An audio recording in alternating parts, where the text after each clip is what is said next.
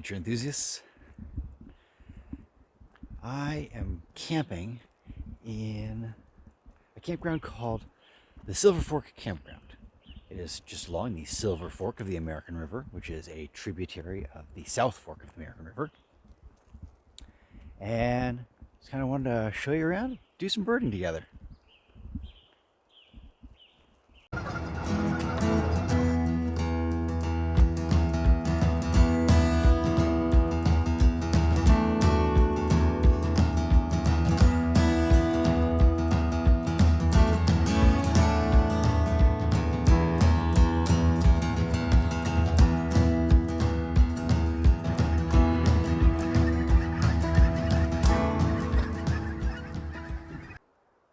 So the habitats around Silver Fork Campground basically divided into two different categories. This is one of them, where it's much more upland habitat dominated by conifers. Some of these are big conifers too. Species like ponderosa pine and incense, lots of incense cedar around, and Douglas fir and sugar pine and a few other species. Big, tall conifers. And then in the clearings, these bushes right here, which are manzanita. And in between, interspersed with beautiful expanses of exposed granite, just classic Sierra habitat. And the second is this habitat, riparian habitat right along the water. We've talked about riparian habitats before, but it's vegetation that grows right along water, right along the edges of the borders between land and water. And so up here along the Silver Fork, the riparian corridor is quite narrow. It's this narrow strip of vegetation dominated by a lot of alders and some willows and the occasional aspen, and right here on the water. And the species are different.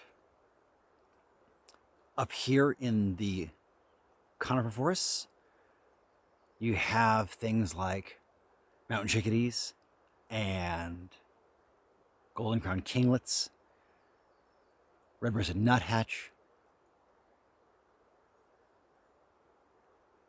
species like that. And species that you're more likely to see down here might include things like Wilson's warbler and the American dipper that I spotted this morning, which is this fantastic little bird that actually lives right along waterways, usually fast-moving waterways, and has the ability to dive underwater, zoom along under the water, finding insects that are living in the rocks in the bed of the river, and then pops up under a rock, shakes itself off, preens a little bit, and then goes right back in. Even really fast moving, even really cold water, dippers love it. So that's a bird that you're definitely going to find down in the riparian area and not up in the conifers.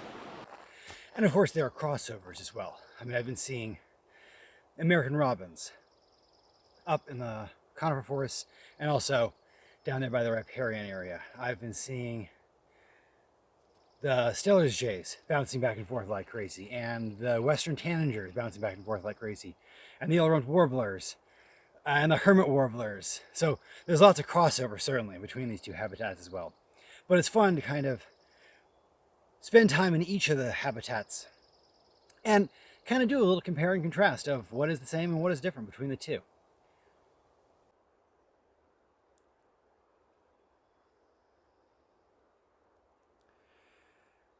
So one of the things about birding in tall coniferous forests is the birds are often quite high up off the ground, which makes them kind of tricky to see, and it makes ear birding, so birding by ear, all the more important.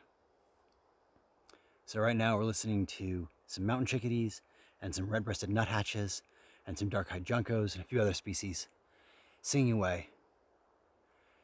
And at least a couple of these species are pretty high up in the trees, so they're just difficult to spot. But if you can hear them, and if you can recognize what you're hearing, it can help you out a lot when it comes to birding in these habitats. It's an area that certainly I am not especially good at, actually. Definitely something that I'm working on, my birding by ear skills.